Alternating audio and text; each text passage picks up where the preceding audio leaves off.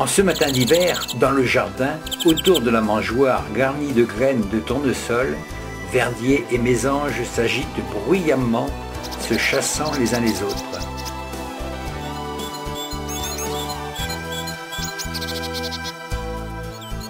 Bien cachés, deux yeux brillants signalent la présence du chat. Lui aussi est à la recherche de nourriture. Quelle que soit la saison, le félin va tout mettre en œuvre pour capturer les oiseaux qui fréquentent les jardins.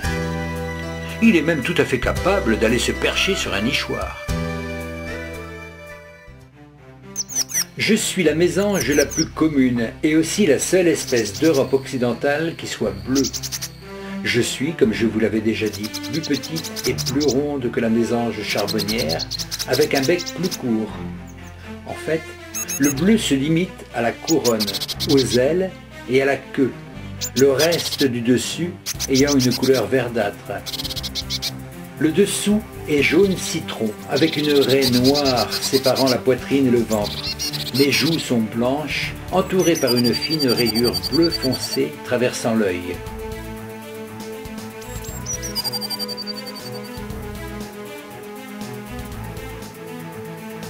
Oh, encore une mésange charbonnière dans mon royaume.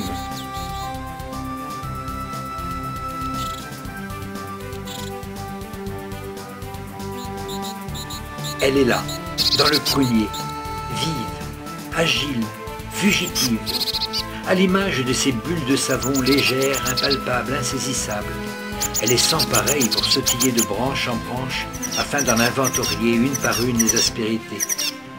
L'opération s'apparente parfois à un numéro de trapèze volant, dont la position est périlleuse et l'équilibre précaire. Au besoin, sa témérité la pousse jusqu'à l'extrémité des plus fins rameaux. Chapeau l'artiste! Cependant, son talent comporte d'autres facettes. Il s'exerce parfois sous des formes inattendues et pour le moins stupéfiantes. On rapporte en particulier qu'en Angleterre, la mésange bleue parvient à percer les capsules des bouteilles de lait déposées devant la porte par le livreur pour se régaler de la crème.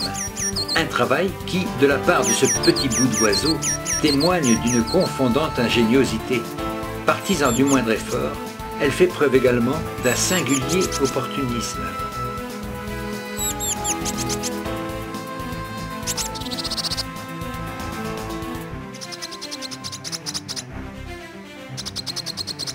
À l'abri rudimentaire d'une souche d'arbre évidée, elle préfère le confort d'un nichoir artificiel. C'est un oiseau cavernicole. Elle préfère aussi le morceau de suif qui lui est proposé aux minuscules insectes. Pas si bête l'animal. L'ingratitude n'est pas dans sa nature non plus. Outre les services appréciables que la mésange bleue rend à la nature, ses exhibitions spectaculaires méritent tout autant notre sympathie.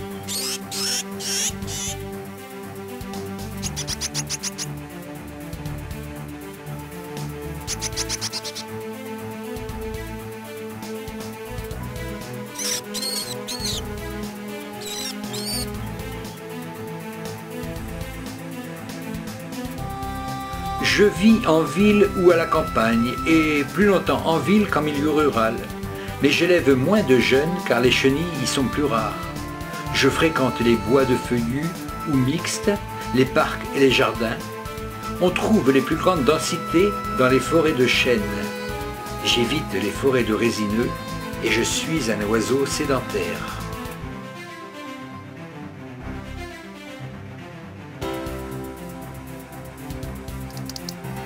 Je ne suis jamais seul dans mon territoire. Voici un rouge-gorge qui se permet de venir manger mes graines.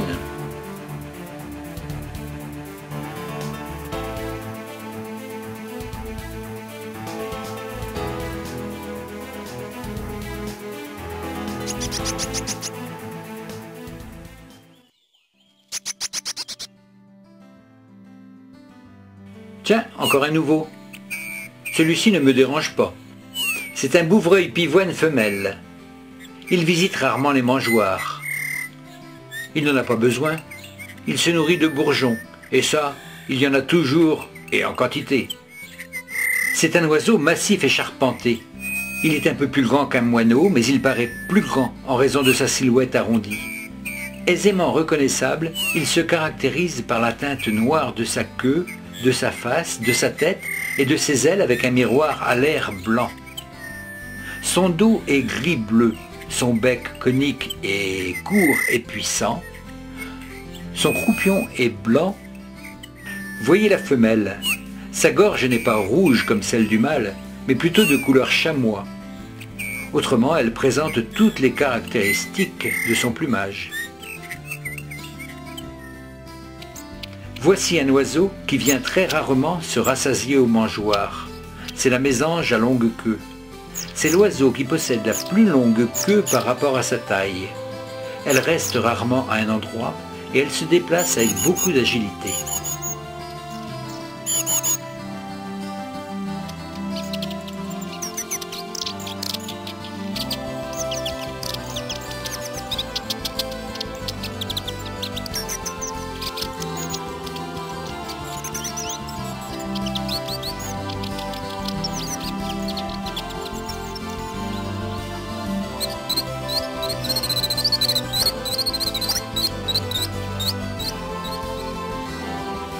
Également assez rare, la mésange huppée. Cette élégante mésange est nettement plus petite qu'une mésange charbonnière. Elle est facilement reconnaissable grâce à sa huppe érectile striée de noir et blanc qui se dresse au sommet de sa tête. Elle est présente dans les forêts de résineux et dans les petits îlots de conifères au milieu des bois de feuillus dans lesquels elle peut s'aventurer à quelques centaines de mètres. Bien qu'elle soit très fidèle aux conifères, elle peut être observée dans d'autres milieux. Moins sociables que les autres, les mésanges huppées visitent plus rarement les sites de nourrissage. Vous les verrez moins que les mésanges bleues et charbonnières autour des mangeoires. Les mésanges huppées apprécient les boules de graisse, les graines de chanvre et de tournesol, les noix, les noisettes et les cacahuètes.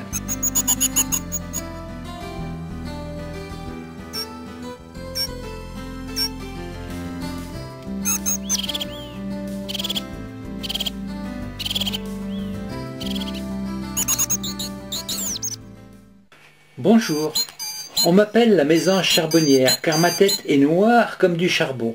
Je pèse environ 18 grammes, ma longueur totale est d'environ 14 cm et je suis la plus grande des mésanges d'Europe.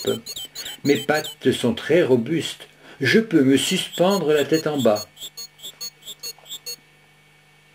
La mésange charbonnière est peut-être la mieux connue car la plus opportuniste et donc la plus proche de l'homme. Elle est capable de taper au carreau avec insistance quand le nourrissage tarde un peu. Très commune dans les jardins, la mésange charbonnière est plus grande et moins agile que les autres mésanges. C'est un oiseau agressif qui dominera souvent ses cousins plus petits des mangeoires. La mésange charbonnière s'est emparée d'une graine. Observons-la. Tout d'abord, elle s'envole vers une branche. Elle cale ensuite la graine entre ses doigts et commence à marteler de puissants coups de bec jusqu'à ce qu'elle perce un petit trou dans la coque.